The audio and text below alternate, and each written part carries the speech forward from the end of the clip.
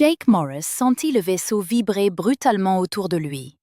Les parois métalliques gémirent sous l'impact d'une nouvelle déflagration frappant leur transporteur. Par le petit hublot, il put voir les vaisseaux ennemis se rapprocher rapidement. Leurs orifices noirs luisaient dans la lumière stellaire, tels des requins affamés. « Nous allons nous écraser !» cria le pilote au-dessus du vacarme. « Tout le monde aux capsules de sauvetage !» Jake saisit son fusil et courut vers l'arrière du vaisseau. Derrière lui, il entendit ses compagnons soldats faire de même. L'Empire Vex les avait retrouvés. Ces monstres cybernétiques ne cessaient jamais de chasser. Leur objectif était d'anéantir toute forme de vie dans la galaxie. Le compartiment des capsules de sauvetage était plongé dans le chaos. Des hommes et des femmes en uniforme militaire se bousculaient, cherchant à atteindre la sécurité. Jake aida à charger des soldats blessés dans les capsules avant de prendre la sienne. Tandis que sa capsule s'éloignait du vaisseau moribond, il observa par le petit hublot le transporteur exploser en une boule de feu. Sa capsule tourbillonna de manière incontrôlable, en chutant vers la planète en contrebas. Vu de l'espace, les terres semblaient brunes et rocailleuses. Jake avait déjà entendu parler de cet endroit. Zerion 7 était censé être désert, à l'exception de quelques ruines antiques, mais en se rapprochant, il aperçut du mouvement à la surface. De grandes formes se déplaçaient entre les rochers et les cavernes. La capsule atterrit brutalement. La tête de Jake heurta la paroi et tout devint noir un instant. Lorsqu'il se réveilla, de la fumée emplissait l'étroit habitacle. Il ouvrit la porte d'un coup de pied et rampa dehors, toussant et haletant pour respirer de l'air pur. Le paysage autour de lui était un véritable cauchemar. Des roches rouges jaillissaient du sol comme des dents brisées. Le ciel était d'un jaune maladif et deux petits soleils brûlaient au-dessus. Au loin, il aperçut de la fumée s'élever là où d'autres capsules s'étaient écrasées. Jake vérifia son fusil et commença à marcher vers le site de crash le plus proche. Il espérait trouver d'autres survivants, mais en escaladant un amas de rochers, il entendit un son qui glaça son sang. C'était un cliquetis, comme d'énormes insectes qui communiquaient. Il s'approcha discrètement et regarda par-dessus le bord d'un rocher. En contrebas, 3 créatures se tenaient autour de l'une des capsules de sauvetage écrasées. La bouche de Jake devint pâteuse en les reconnaissant. Des guerriers croulons, les monstres contre lesquels son peuple se battait depuis 3 ans. Les croulons étaient gigantesques, mesurant près de 2,4 mètres. Leur corps ressemblait à un croisement entre des insectes et des lézards. Des coquilles noires et dures recouvraient leur dos et leurs bras. Leur visage arborait 4 yeux qui brillaient d'un rouge écarlate dans la faible lumière. De longues griffes s'étendaient de leurs mains, assez tranchantes pour découper le métal. Lorsqu'ils ouvraient la bouche, Jake pouvait distinguer des rangées de dents acérées comme des aiguilles. L'un des membres de l'équipage tirait quelque chose de l'épave de la capsule. Avec horreur, Jake réalisa que c'était le corps du lieutenant Adams, un jeune soldat qui avait été assis en face de lui dans le transporteur. Le croulon tint le corps en l'air et produisit d'autres claquements pour ses compagnons. Jake leva son fusil. Il pouvait probablement en tuer un avant que les autres ne le remarquent, mais après, il y avait peut-être d'autres croulons à proximité. Et il était seul sur une planète extraterrestre avec des munitions limitées. Avant qu'il ne puisse décider quoi faire, il entendit un nouveau son. Un bourdonnement profond emplit l'air, devenant de plus en plus fort à chaque seconde. Jake leva les yeux et aperçut 3 vaisseaux noirs voler vers eux. Des chasseurs Vex. Leur carène élégante reflétait la lumière du soleil alors qu'ils fondaient sur le site du crash. L'équipage les avait vus aussi. Ils lâchèrent le corps et commencèrent à courir pour se mettre à l'abri. Mais ils étaient trop lents. Les vaisseaux Vex ouvrirent le feu avec de brillants rayons d'énergie bleue. Le sol, où les crulons se tenaient, explosa en gerbes de roches et de poussière. 2 membres de l'équipage furent touchés immédiatement. Leurs corps volèrent dans les airs comme des poupées brisées, mais le 3e, le plus grand du groupe, réussit à plonger derrière un rocher, exactement comme l'avait fait Jake. Le vaisseau Vex fit un cercle pour une autre attaque. Jake observa le guerrier crunon survivant se recroqueviller derrière son rocher. La carapace de la créature était fissurée et laissait suinter du sang vert. Un de ses bras pendait à un angle étrange. Il était blessé et piégé, tout comme Jake. D'autres claquements s'échappèrent du crulon, mais cette fois les sons étaient différents. Plus doux, presque comme s'il se parlait à lui-même, ou peut-être priait. Les vaisseaux Vex revinrent à la charge. Leurs armes se chargèrent avec un sifflement aigu. Jake savait qu'il achèverait le Krulon blessé à ce passage. Ensuite, il fouillerait probablement la zone, et le trouverait aussi. Sans vraiment y penser, Jake se leva et commença à tirer sur le vaisseau Vex de tête. Son fusil envoyait des éclairs d'énergie rouge vif zébrer le ciel. La plupart manquèrent leur cible, mais quelques-uns touchèrent la coque du vaisseau. Des étincelles jaillirent des points d'impact. Les vaisseaux Vex changèrent immédiatement de direction et commencèrent à voler vers la position de Jake. Il avait attiré leur attention, mais maintenant il était en grave difficulté. Il continua de tirer en courant, cherchant un meilleur abri. Le Krulon blessé vit ce qui se passait. Un instant, il se contenta de fixer Jake de ses 4 yeux rouges. Puis, il fit quelque chose qui surprit complètement Jake. Il commença à tirer, lui aussi. L'arme du Krulon était différente du fusil de Jake. Elle tirait des éclairs verts qui semblaient dévorer tout ce qu'il touchait. L'un des projectiles frappa une aile de vaisseau Vex, et toute la section se désintégra. Le vaisseau partit en vrille et s'écrasa sur le sol rocheux. Collaborant, Jake et le Krulon réussirent à faire fuir les 2 autres vaisseaux Vex. Ils s'éloignèrent, probablement pour chercher des renforts. Mais pour l'instant, le danger immédiat était écarté. Jake s'approcha lentement du guerrier Krulon. Son doigt était toujours sur la gâchette de son fusil. 3 années de guerre lui avaient appris que ces créatures étaient l'ennemi. Elles avaient tué des milliers de soldats et de civils humains. Elles étaient censées être des monstres abrutis qui ne comprenaient que la violence. Pourtant, celui-ci l'avait aidé à combattre les Vex. Il lui avait sauvé la vie, alors qu'il aurait pu simplement laisser les vaisseaux ennemis le tuer. Le Krulon était appuyé contre un rocher, du sang vert s'écoulant de ses blessures. Il observa Jake s'approcher, mais ne leva pas son arme. Lorsque Jake fut assez près, la créature parla. Sa voix était profonde et rauque, comme du métal qui grince. Mais les mots étaient dans un anglais parfait. « Soldat humain, dit-il, tu as aidé Texka à combattre des démons de métal. Pourquoi ?» Jake s'arrêta de marcher. Il n'avait jamais entendu un Krulon parler sa langue auparavant. Les briefings militaires lui avaient dit qu'ils étaient trop primitifs pour apprendre le langage humain. Mais celui-ci non seulement parlait anglais, mais il avait un nom. Texka. Les Vex sont l'ennemi de tous, dit Jake avec prudence. Ils veulent nous tuer tous, humains et Krulons. Texka émit un son qui aurait pu être un rire. Des mots de vérité, dit-il. Les démons de métal ont détruit les frères de Nid de Texka. Tué de nombreux guerriers. Maintenant, les démons de métal viennent pour toute vie dans le vide céleste. La créature se battit pour se lever. Jake put voir que ses blessures étaient graves. Sans soins médicaux, il mourrait probablement bientôt. Il se trouva à faire un pas en avant. « Tu es blessé » dit Jake. « J'ai des fournitures médicales. » Les 4 yeux de Texka étudièrent Jake un long moment. « L'humain aide un ennemi. Peut-être que nous n'avons plus besoin d'être des ennemis, » répondit Jake. « Pas quand nous avons de plus gros problèmes à nous soucier. » Le guerrier Krulon hocha lentement la tête. Ce fut le début de quelque chose qu'aucune de leurs espèces n'avait jamais imaginé auparavant. Jake passa l'heure suivante à soigner les blessures de Texka avec sa trousse médicale. Le sang vert du Krulon était étrange à manipuler, mais la biologie de la créature n'était pas si différente de celle d'un humain.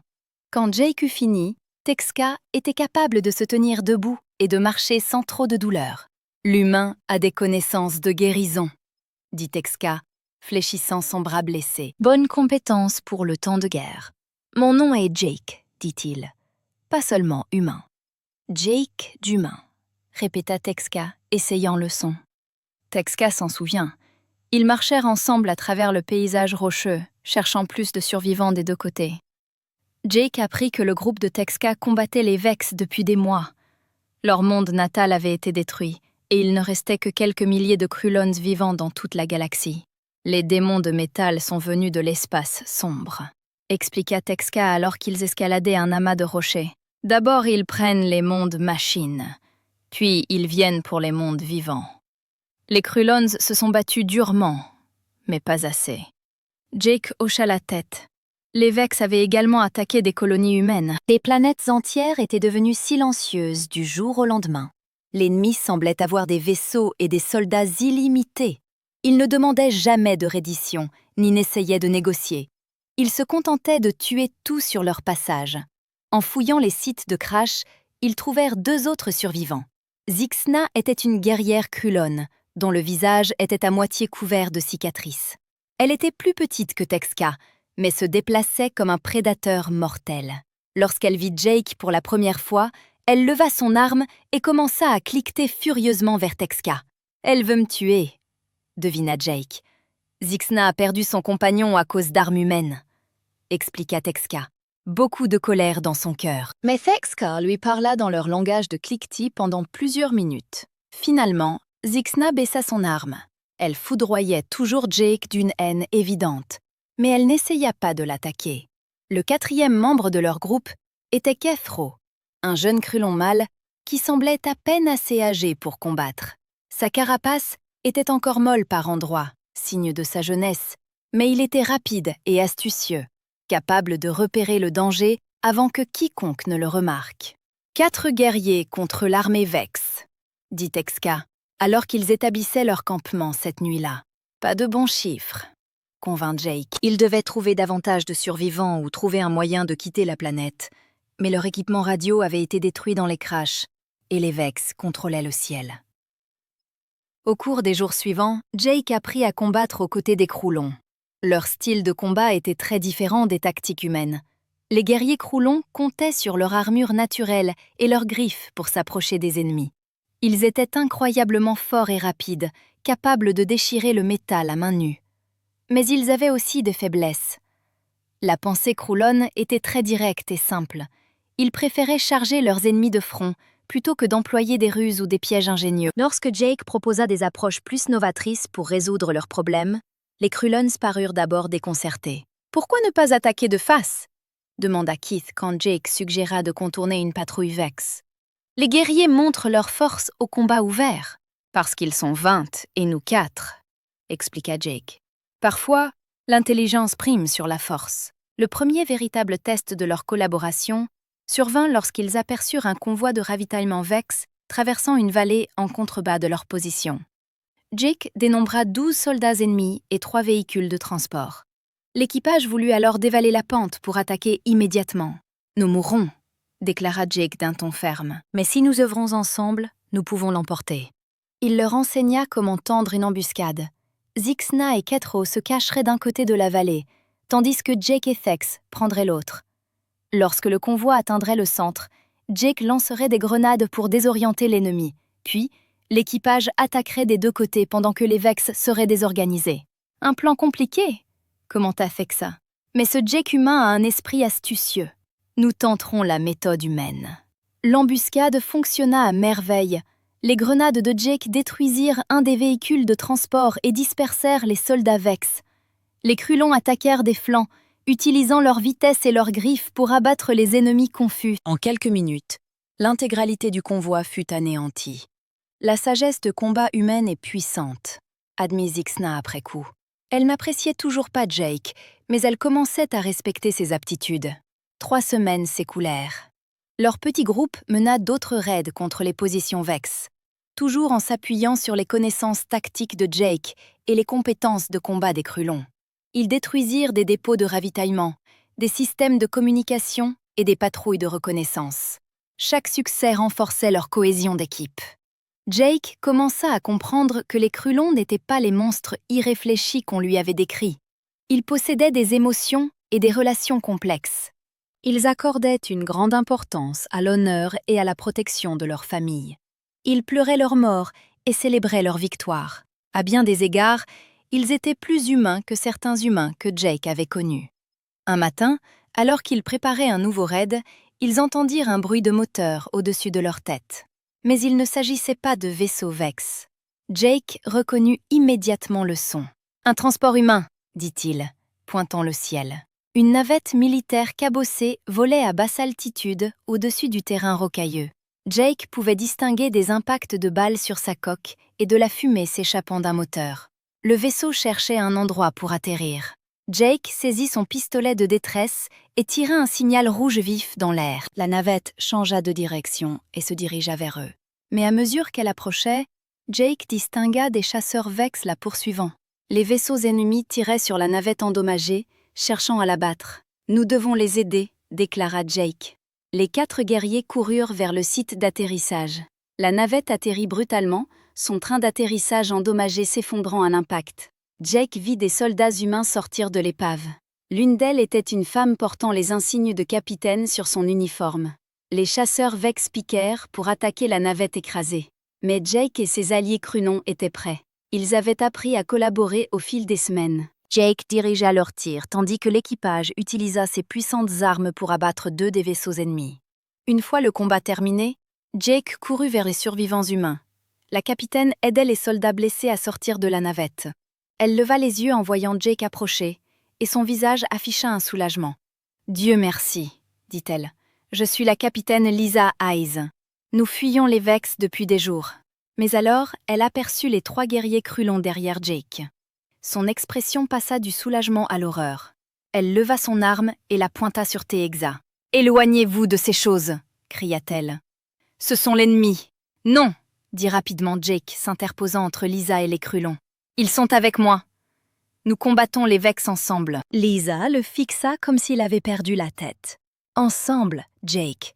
Ce sont des Crulons. Ils ont tué des milliers de nos gens. Et nous avons tué des milliers des leurs, » répondit Jake. « Mais les Vex veulent nous tuer tous. Nous avons besoin les uns des autres pour survivre. » Derrière Lisa, les autres survivants humains pointaient également leurs armes sur les Crulons. Ils étaient 8, tous des soldats de différentes unités. Ils semblaient fatigués et effrayés, mais étaient prêts à se battre. Tex prit la parole, sa voix grave portant à travers le sol rocailleux. « Les soldats humains craignent les guerriers Crulons. La compréhension vient lentement, mais l'humain Jake dit vrai. Les démons de métal sont à mort pour toutes les formes de vie. »« Il peut parler » murmura un des soldats. « Ils peuvent tous parler, » dit Jake. « Et ils peuvent penser, planifier et ressentir, tout comme nous. Je combats à leur côté depuis 3 semaines. Ils m'ont sauvé la vie. » Lisa baissa lentement son arme. C'était une bonne officière, et Jake la voyait réfléchir à la situation. Les Vex étaient la menace immédiate. Les Crulons avaient aidé à les repousser. Et Jake, un compagnon soldat humain, se portait garant de ces extraterrestres. « C'est fou, » dit-elle finalement. « Mais nous sommes bloqués sur cette planète, avec des provisions limitées et aucun moyen d'appeler à l'aide. Si vous leur faites confiance, je leur fais confiance, » déclara Jake fermement. Lisa hocha la tête. « Alors, je suppose que nous sommes tous du même côté maintenant. » Elle regarda Texa et les autres Crulons. « Pouvez-vous me comprendre ?» « Texa comprend la parole humaine, » répondit le chef Crulon. « Nous combattrons aux côtés de l'humaine Lisa contre les démons de métal. » Ce fut le début de quelque chose de plus grand. Humains et Crulons œuvrant ensemble pour la première fois dans leur histoire. Mais Jake savait que le véritable test restait à venir. Le groupe combiné humain-Crulon travaillait ensemble depuis 2 semaines, lorsque la flotte principale Vex arriva. Jake était de garde lorsqu'il vit les premiers vaisseaux sortir de l'hyperespace. Ils remplirent le ciel comme un essaim d'insectes métalliques, obscurcissant les soleils jaunes. « Tout le monde debout !» cria Jake dans sa radio. « Les Vex sont là en force. » En quelques minutes, leur camp était rangé et prêt à se déplacer. Ils avaient appris à travailler rapidement pendant leur temps ensemble. Les 8 survivants humains et les 3 Crulons étaient devenus une unité de combat efficace. Mais Jake savait qu'il ne pouvait pas affronter une armée Vex entière en combat ouvert. La capitaine Lisa Hayes observe les vaisseaux ennemis à travers ses jumelles. « Je compte au moins 50 vaisseaux, » dit-elle sombrement. « Transport de troupes, chasseurs et croiseurs lourds. Ce n'est pas une patrouille, c'est une force d'invasion. » Tex cliqueta avec son compagnon Crulon dans leur langue natale. Puis il se tourna vers les humains. Les Crulons connaissent des grottes profondes dans la vieille montagne, lieu sacré des anciens bâtisseurs de nids, peut cacher beaucoup de guerriers là-bas. « À quelle distance ?» demanda Lisa. « 2 jours de marche à travers un labyrinthe de roches, » répondit Zixna. Son anglais s'était grandement amélioré au cours des dernières semaines. Les machines Vex ne peuvent pas suivre dans des espaces étroits. Ils commencèrent à se déplacer immédiatement, Le terrain rocailleux de Xerion 7 offrait un certain couvert, mais les Vex disposaient de capteurs avancés. 2 fois, ils durent se cacher dans des crevasses pendant que des vaisseaux de reconnaissance ennemis survolaient. Les vaisseaux extraterrestres se déplaçaient en formation parfaite, scannant chaque centimètre du sol en dessous d'eux. Le 2e jour de leur voyage, ils rencontrèrent d'autres survivants. Un groupe de 6 marines humains s'était caché dans une épave de vaisseaux de ravitaillement. Parmi eux se trouvait le sergent Mike Torres, un homme au visage dur et aux yeux froids. Il avait combattu les Krulons pendant 2 ans avant le début de l'invasion Vex. Lorsque Torres vit Jake travailler avec les guerriers extraterrestres, son visage se tordit de dégoût. « C'est répugnant », dit-il à Lisa. « Nous sommes censés être des soldats, pas des amants d'extraterrestres. »« La situation a changé », répondit Lisa fermement. « Les Vex sont l'ennemi de tous maintenant. »« Rien n'a changé », rétorqua Torres. « Ces choses sont toujours des monstres. Ils ont tué toute mon escouade sur Centauri Prime. Ils les ont déchiquetés avec leurs griffes pendant qu'ils hurlaient à l'aide. » Jake pouvait voir la douleur dans les yeux de Torres. La guerre avait blessé tout le monde. Les 2 camps avaient perdu des amis et de la famille. Les 2 camps avaient des raisons de haïr. Mais la haine ne les aiderait pas à survivre maintenant. Tex semblait comprendre la colère de Torres. Le chef Krulon s'approcha prudemment du sergent, se déplaçant lentement pour montrer qu'il n'était pas une menace. « L'humain Torres a perdu ses frères de nid sous les griffes Krulon, » dit Tex. « Il comprend la douleur et la colère. Beaucoup de guerriers Krulons perdus sous les armes à feu humaines. La guerre apporte la mort à tous. »« Ne me parle pas, monstre !» grogna Torres. « Je sais ce que tu es. » Mais certains des autres marines étaient curieux des Krulons. Ils posèrent des questions sur leur monde d'origine et leur culture. Kiss, le jeune éclaireur Krulon, était particulièrement désireux de partager des histoires. Il leur raconta les grandes villes que son peuple avait construites et les magnifiques jardins de cristal qu'ils avaient cultivés. Les bâtisseurs Krulons ont érigé des tours célestes qui touchaient les nuages, expliqua Ktro tandis qu'il marchait, remplis de bassins de lumière et de chambres de chant. Mais les démons de métal ont tout brûlé, plus rien que des cendres et du cristal brisé. Les soldats humains commencèrent à voir les Krulons différemment. Ce n'étaient pas des bêtes sans cervelle, c'étaient des réfugiés. Tout comme les humains, ils avaient aussi perdu leur foyer et leur famille. Cette nuit-là, ils atteignirent l'entrée des anciennes grottes. L'ouverture était cachée derrière une cascade tombant des hautes falaises. Tex les guida à travers le rideau d'eau dans une vaste chambre souterraine. Jake n'avait jamais rien vu de pareil. Les parois de la grotte étaient couvertes de gravures complexes qui semblaient éclairées d'une lumière intérieure propre. Des symboles et des images étranges racontaient des histoires de l'histoire Krulon remontant à des milliers d'années. Des formations cristallines pendaient du plafond comme des étoiles gelées. « Lieu sacré des premiers bâtisseurs de nids », expliqua Zixna, où la race Krulon a appris à penser, parler et rêver. Mais en examinant de plus près les peintures rupestres, Jake fit une découverte troublante. Certaines des gravures plus récentes représentaient des événements de la guerre récente entre humains et Krulons, et l'histoire qu'elles racontaient était très différente de ce que Jake avait appris. Dans les peintures, les humains étaient représentés attaquant des colonies Krulons pacifiques. Depuis l'orbite, les navires humains pilonnaient les cités kruloniennes, tandis que les familles fuyaient, terrifiées. Les images montraient des soldats humains massacrant des enfants kruloniens et ravageant leurs jardins de cristal. « Ce n'est pas possible », dit Jake, désignant les peintures. « Les humains n'attaquent pas les civils. Ce sont les Kruloniens qui ont déclenché la guerre, en envahissant nos colonies. » Texa soupira tristement. Jake Hume a été trompé par de faux discours de ses dirigeants. Les Kruloniens ont aussi été trompés. Les 2 camps ont menti pour attiser la haine et la guerre. Lisa contemplait les peintures, l'horreur grandissant en elle. « Mon Dieu, si c'est vrai, alors nous nous sommes battus pour de mauvaises raisons. » « Pas tout à fait faux, » dit Zixna. « Des humains ont commis des atrocités, des Kruloniens aussi. La guerre transforme les bonnes personnes en monstres, mais certains y échappent. » Les jours suivants, Jake découvrit la véritable histoire du conflit humain-krulonien. Tout avait commencé lorsqu'un gouverneur humain, Pete Collins, avait voulu s'approprier des mondes miniers kruloniens. Il avait attaqué le premier, utilisant des mensonges sur l'agression krulonienne pour justifier ses actes. Les Kruloniens avaient riposté pour se défendre, et la guerre était devenue de plus en plus sanglante et brutale à chaque bataille. Les deux camps avaient commis des atrocités. Les deux camps disposaient de machines de propagande qui dépeignaient l'ennemi comme des monstres inhumains. Des soldats comme Jake avaient été persuadés de se battre pour protéger la civilisation humaine. Les guerriers kruloniens s'étaient vus dire qu'ils défendaient leur espèce de l'extinction. La vérité était plus complexe. Certains humains étaient bons, d'autres mauvais. D'autres encore ne faisaient qu'obéir aux ordres.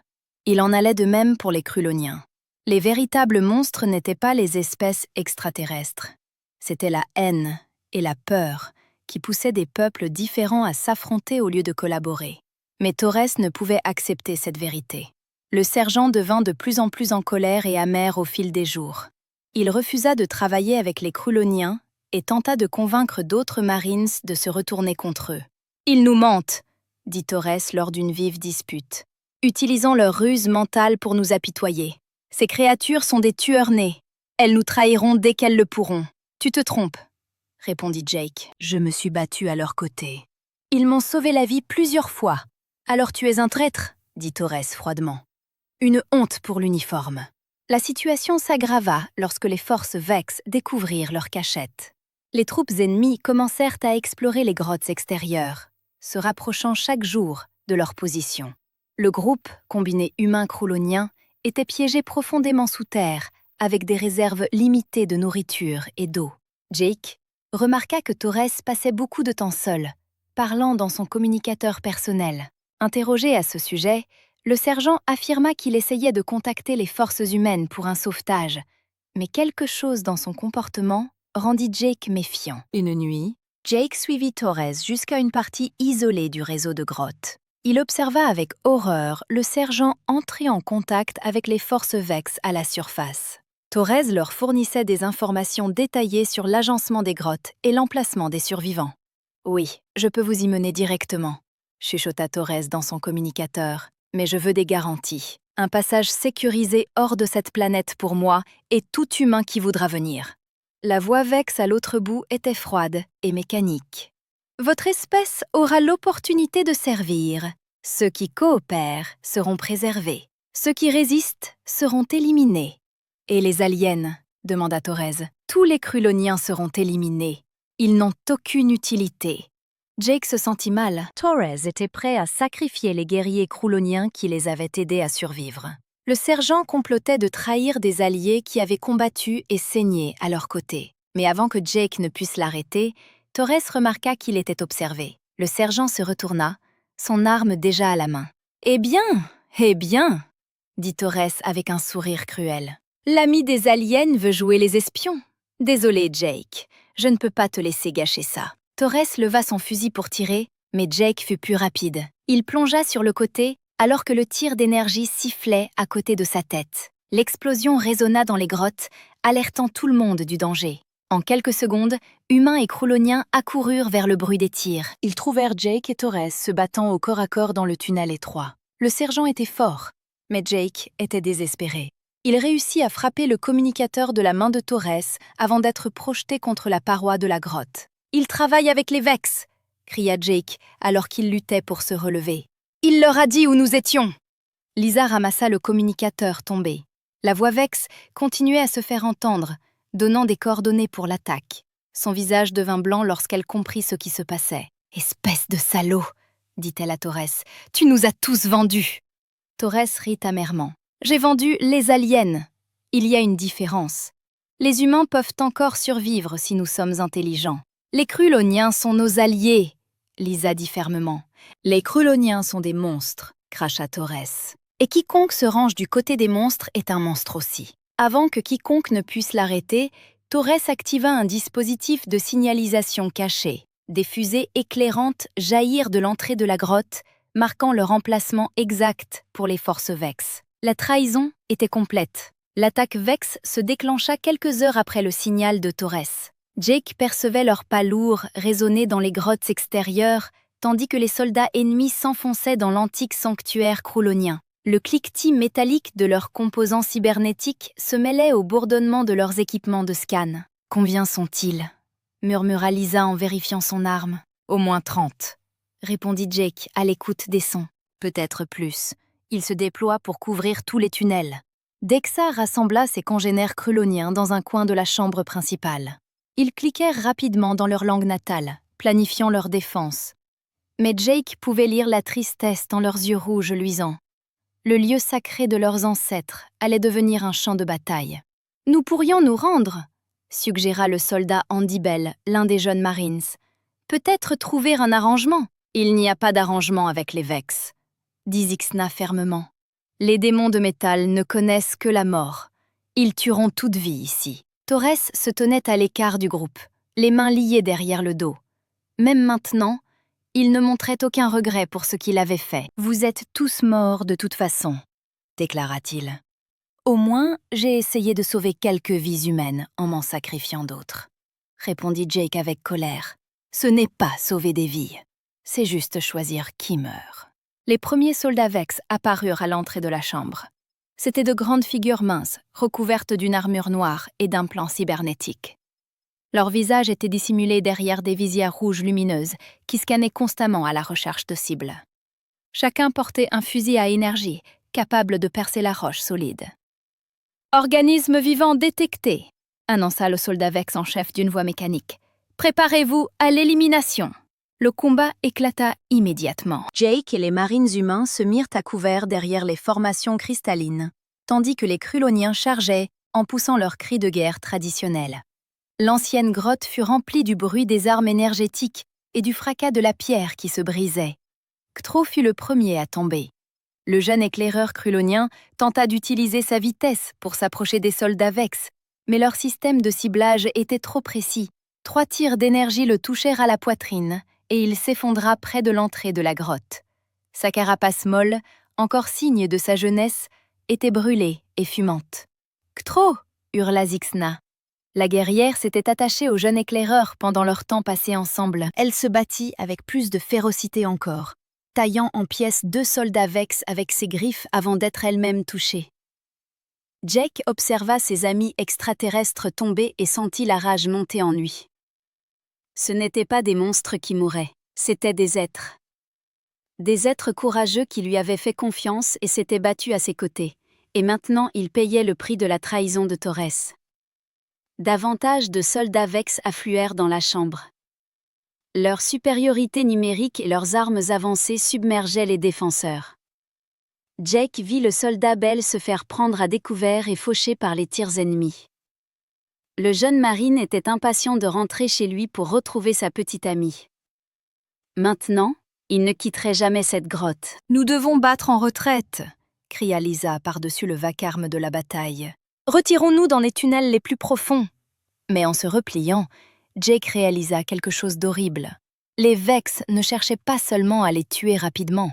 Ils poussaient les survivants vers le fond du système de grotte, les menant dans un piège. Vexaou sembla le comprendre aussi.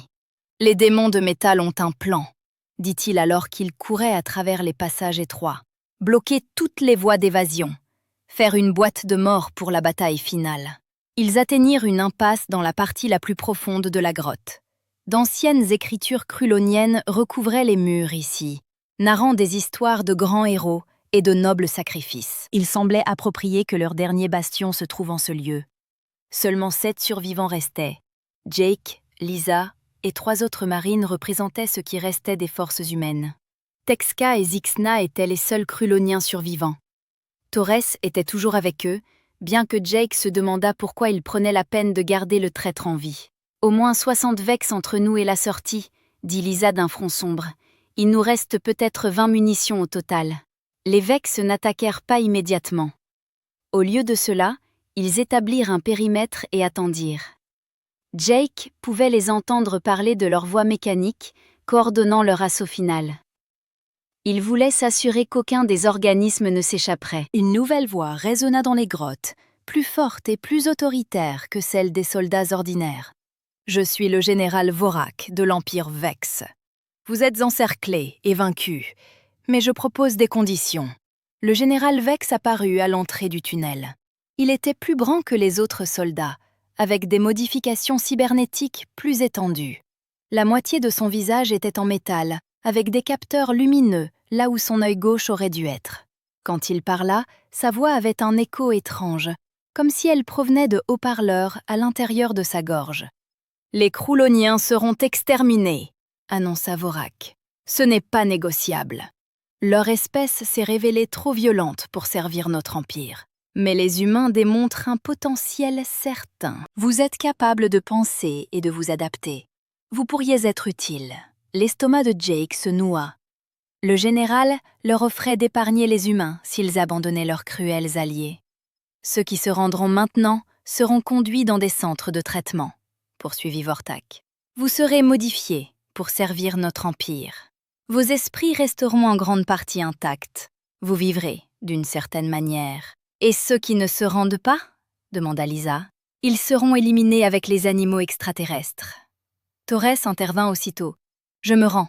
J'ai indiqué à vos forces où trouver ces gens. Je mérite de vivre. L'œil mécanique de Vorak se fixa sur le sergent. Oui, vous vous êtes montré utile. Vous serez récompensé pour votre coopération. Jake observa ses compagnons humains. Certains réfléchissaient à l'offre. Après des semaines de combats et de pertes, la perspective de survivre était tentante. Même en tant qu'esclave de l'Empire Vex, il resterait en vie. Mais Jake regarda Teegza et Zixna. Les deux guerriers Krulan étaient prêts à combattre jusqu'au bout. Ils avaient tout perdu. Leur monde, leur peuple, leur jeune ami Keith. Il ne leur restait que leur honneur et leur loyauté envers les alliés qui s'étaient tenus à leur côté. Nous pourrions accepter l'accord. Survivre pour combattre un autre jour avec des implants cybernétiques contrôlant nos esprits, suggéra le caporal Dan Price. Ce n'est pas vivre, rétorqua Jake. C'est juste exister. C'est mieux que mourir, objecta Price. Jake repensa à tout ce qu'il avait appris dans les cavernes. Les peintures murales racontaient l'histoire des erreurs de son peuple. Les humains avaient déclenché la guerre avec les Krulons par avidité et préjugés. Ils avaient créé la haine qui maintenait les deux espèces en conflit, au lieu de collaborer. Maintenant, ils avaient l'opportunité d'agir différemment, prouver que les humains pouvaient dépasser leurs pires pulsions, montrer que la loyauté et l'amitié importaient plus que la survie à tout prix. « Teegza », dit Jake au chef Krulon, « si nos positions étaient inversées, votre peuple nous abandonnerait-il pour se sauver ?» Les yeux à 4 lentilles du guerrier extraterrestre étudièrent Jake un long moment. « Certains le feraient », admit-il. « La peur fait des lâches de n'importe quel peuple. Mais les guerriers honorables se battent pour leurs frères de nid, même jusqu'à la mort. Alors c'est notre réponse, déclara Jake. Il se tourna pour faire face au général Vorak. Nous ne nous rendons pas, nous n'abandonnons pas nos amis. Si vous voulez les tuer, il vous faudra nous tuer aussi. Lisa acquiesça. Nous sommes unis. Les marines restants semblaient incertains, mais ne bougèrent pas vers le général Vex. La peur et la loyauté se livraient bataille sur leurs visages. Finalement, la loyauté l'emporta. La voix mécanique de Borak trahit une note de ce qui aurait pu être de la surprise. Fascinant. Votre espèce continue de manifester un comportement irrationnel. Vous choisissez la mort plutôt que la survie. Nous choisissons de rester humains, répondit Jake. Fort bien, dit le général. Vous serez tous éliminés. Mais d'abord, vous regarderez vos amis extraterrestres mourir lentement. Peut-être cela vous aidera-t-il à comprendre le prix de la défiance. Les soldats Vex levèrent leurs armes. Jake serra son fusil, se préparant à la bataille finale. À ses côtés, Texka et Zixna cliquetèrent entre eux dans leur langue maternelle. Jake n'eut pas besoin de traduction pour comprendre. Il se disait adieu. Mais alors que les premiers tirs retentissaient, Jake réalisa une chose importante.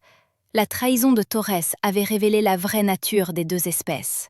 Certains humains, comme Torres, avaient choisi l'égoïsme et la haine plutôt que l'honneur. Mais d'autres, comme Lisa et les marines restants, avaient préféré la loyauté à la survie. Il en était de même pour les Krulon. Certains des leurs avaient probablement commis des actes terribles pendant la guerre. Mais Zixna et le jeune Kitro avaient montré courage, honneur et amitié. Ils avaient été prêts à mourir pour des alliés d'une autre espèce. Les véritables monstres n'étaient ni les humains ni les Krulon. Les véritables monstres étaient la peur et la haine qui poussaient de bonnes personnes à commettre des actes maléfiques. Et le seul moyen de vaincre ces monstres était de choisir quelque chose de mieux. Choisir l'espoir plutôt que la peur, la loyauté plutôt que la survie, l'amour plutôt que la haine. Même si cela signifiait mourir dans une ancienne grotte loin de chez lui, Jake savait qu'ils avaient fait le bon choix. Ils avaient prouvé que les humains pouvaient être meilleurs que leurs pires pulsions. Cela valait la peine de se battre. Cela valait la peine de mourir. Les éclairs d'énergie des armes Vex illuminèrent l'ancienne caverne comme des éclairs mortels. Jake roula derrière une formation cristalline alors que la roche où il se tenait explosait en fragments. À ses côtés, TXK ripostait avec son arme massive. Les éclairs verts rongeaient l'armure Vex comme de l'acide. Mais Jake savait qu'il ne pouvait pas gagner ce combat avec des armes seulement. Les Vex avaient trop de soldats et trop de puissance de feu. En quelques minutes, les défenseurs seraient submergés et massacrés. Il devait y avoir un autre moyen.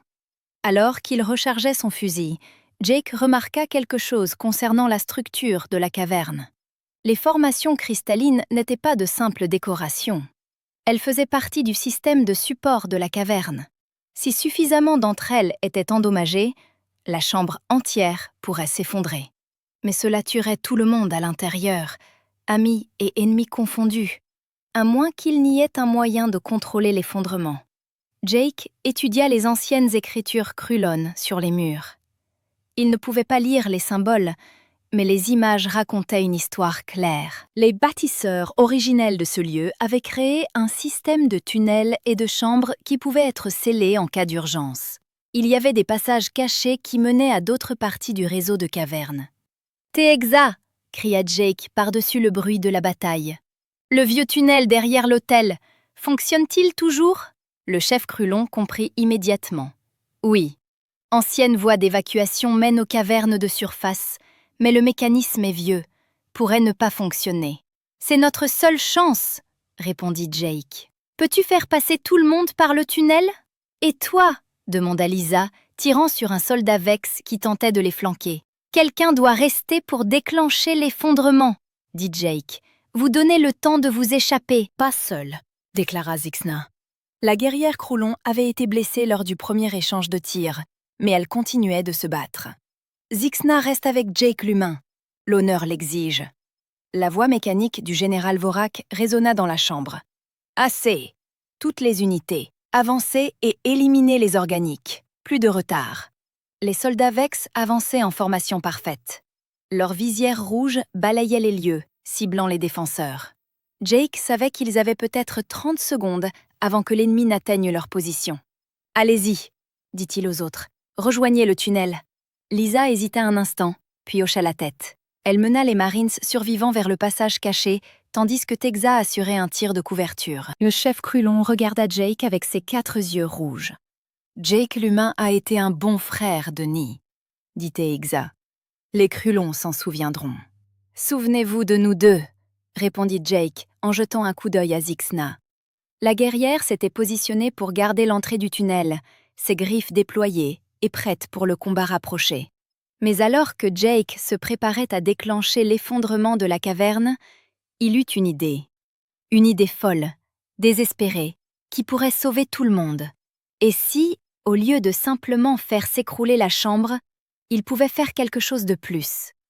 Et s'il pouvait envoyer un message qui changerait tout?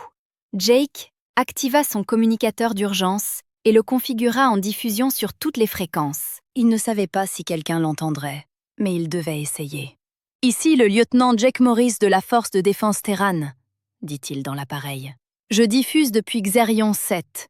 Je veux que tout le monde sache ce qui s'est réellement passé ici. » Les soldats Vex se rapprochaient. Des éclairs d'énergie frôlaient la tête de Jake. « Pendant 3 ans, humains et Krulons se sont entretués, » continua-t-il. « Nous pensions qu'ils étaient des monstres. Ils pensaient que nous étions des monstres. Mais nous nous trompions tous deux. Les véritables monstres sont ceux qui nous poussent à nous combattre au lieu de travailler ensemble. » Zixna rugit un cri de guerre et chargea les Vex qui avançaient. Ses griffes déchirèrent l'armure du premier soldat, mais d'autres suivaient. Elle se battait avec le courage désespéré de quelqu'un qui savait qu'elle allait mourir. « J'ai combattu aux côtés de guerriers Krula pendant des semaines, » continua Jake. « Ce ne sont pas des monstres. Ils sont braves et honorables, et ils tiennent à leur famille, tout comme nous. Un jeune Croulon nommé Kethro est mort en protégeant des soldats humains. Une femme nommée Zixna est en train de mourir pour que d'autres puissent s'échapper. Les Vex étaient presque sur eux. Jake saisit son fusil et commença à tirer tout en parlant dans le communicateur. Les Vex veulent nous tuer tous, humains et Croulons. Ils veulent anéantir toute vie dans la galaxie. Le seul moyen de les arrêter est de travailler ensemble, de dépasser nos différences et de nous souvenir de ce qui nous rend tous pareils. Le général Vorak avait atteint l'avant de ses troupes.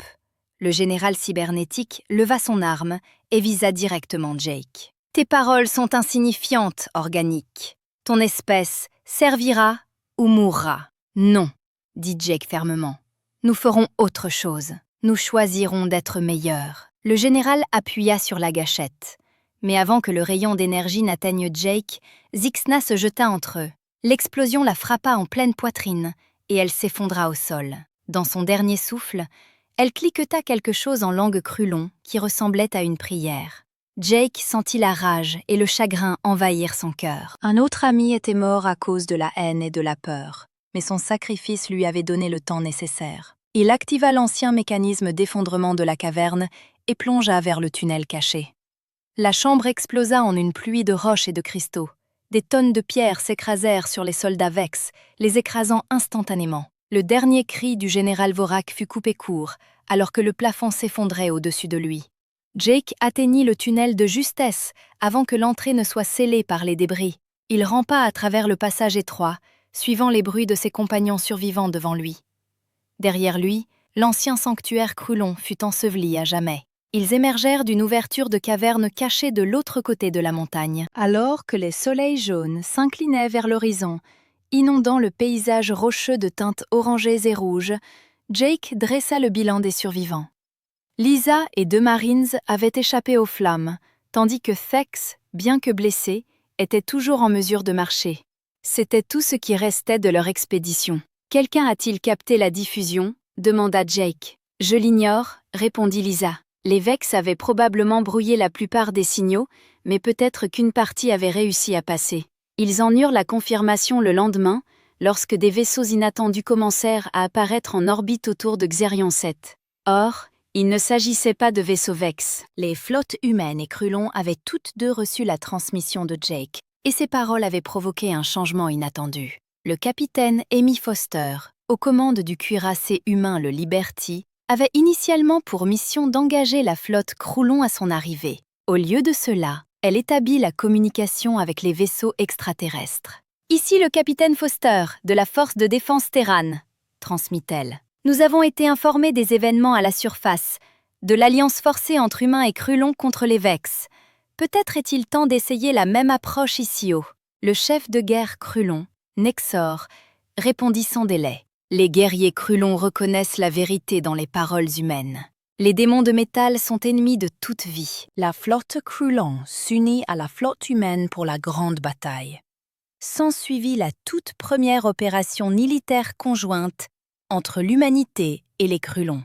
Les flottes alliées lancèrent une attaque dévastatrice contre la force d'invasion Vex. Les vaisseaux ennemis, conçus pour affronter des espèces isolées, furent dépassés par la synchronisation des technologies humaines et des tactiques d'équipage Krulon. Jake observait le conflit depuis la surface de la planète. Des explosions embrasaient le ciel, à mesure que les vaisseaux Vex étaient anéantis les uns après les autres. La force d'invasion, qui semblait inéluctable, était démantelée par des alliés qui étaient encore des ennemis quelques jours auparavant. Pourtant, la véritable victoire ne se jouait pas dans l'espace, mais dans le cœur et l'esprit de ceux qui avaient entendu le message de Jake. Sur les mondes humains comme sur ceux des Krulons, les citoyens exigeaient la fin de la guerre absurde. Ils avaient appris comment des soldats courageux des deux espèces se sacrifiaient pour se protéger mutuellement. Ils aspiraient à une telle coopération plutôt qu'à de nouveaux combats. Torres fut retrouvé vivant dans la caverne effondrée, miraculeusement protégé grâce à sa position contre la paroi arrière. Il fut arrêté par les forces humaines. Lors de son procès, il resta impénitent. « Vous êtes absolument idiot », déclara-t-il. « Collaborer avec des extraterrestres. C'est contre nature, cela dépasse l'entendement humain. »« Non », répondit Jake depuis la barre des témoins. Ce qui est contre nature, c'est de choisir la haine plutôt que l'espoir. Ce qui s'oppose à la nature humaine, c'est de refuser de reconnaître le bien chez autrui. Torres fut reconnu coupable de trahison et condamné à la prison à vie. Néanmoins, Jake ne ressentit aucune satisfaction de cette sentence. Le sergent était lui aussi une victime, à sa manière, celle de la peur et de la haine que la guerre avait engendrée. La véritable punition de Torres fut d'observer le monde changer autour de lui. Ingénieurs humains et Krulon commencèrent à collaborer pour reconstruire les mondes dévastés par le conflit. Des équipes médicales des deux espèces partagèrent leurs connaissances pour soigner les soldats blessés. Les enfants, élevés dans la haine envers les monstres extraterrestres, jouaient désormais avec de jeunes Krulons dans des écoles intégrées. Jake fut promu major et désigné comme le premier ambassadeur humain auprès de la Confédération Krulon. Il travailla avec qui avait obtenu une position similaire chez son propre peuple. Ensemble, ils fondèrent la première colonie conjointe humain-Krulon sur Xerion 7, érigée sur les ruines du système de cavernes ancestrales. Cette colonie devint le symbole de ce que les deux espèces pouvaient accomplir en unissant leurs forces. La créativité humaine, alliée à la puissance Krulon, donna naissance à des technologies et des formes d'art qu'aucune des espèces n'aurait pu développer seule. Les jardins de cristal qui fleurissaient autour de la colonie surpassaient en beauté tout ce que chaque espèce avait créé de son côté. Des années plus tard, Jake, devenu un vieil homme, s'asseyait souvent dans ces jardins, se remémorant les amis qu'il avait perdus. Ktro, le jeune éclaireur qui rêvait de reconstruire les villes de son peuple, Zixna, la guerrière intrépide qui s'était sacrifiée pour sauver d'autres vies, le soldat Bell, qui aspirait simplement à retrouver sa petite amie. Tous étaient morts à cause de la peur et de la haine. Mais leur disparition n'avait pas été vaine.